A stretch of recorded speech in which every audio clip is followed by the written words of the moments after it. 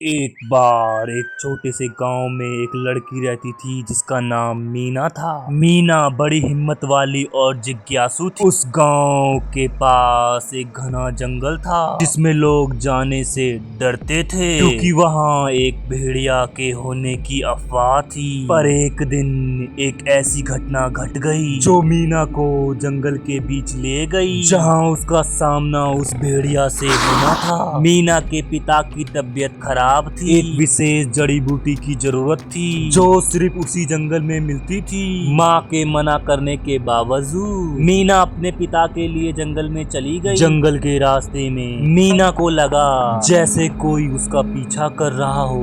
तभी उसके सामने एक भेड़िया आया। भेड़िया की आंखें एकदम लाल और खतरनाक लग रही थी। लेकिन तभी भेड़िया बोला, डरो मत, मैं तुझे कुछ नहीं करूंगा अगर मेरी एक बात मान ले। मीना ने बोला, कौन सी बात? भेड़िए ने बोला, जंगल के उस कोने में एक सुंदर महल है जहाँ मैं नहीं जा सकता लेकिन तुम्हें जाना होगा। वहाँ पर एक राज है जो तुम्हें पता करना है और मुझे बताना है, तभी मैं तुम्हें जड़ी बूटी दूंगा। मीना मजबूर थी। वो पुराने महल की ओर चल दी। महल बहुत खूबसूरत और डरावना लग रहा था। अंदर एक तस्वीर जो राजा और भेड़िए के रूप में बदलती थी। तस्वीर के नीचे एक बड़ी जादुई किताब थी जिसमें लिखा था, जो भी इस तस्वीर के पास आए वो समझे कि भेड़िया और इंसान एक ही। मीना को समझ आया कि भेड़िया असल में एक श्रापित इंसान था। जब मीना भेड़िया के पास आई तो भेड़िया बोला, राज क्या था? मीना ने बोला, जड़ी बूटी दे दो, मैं किसी को कुछ नहीं बताऊंगी।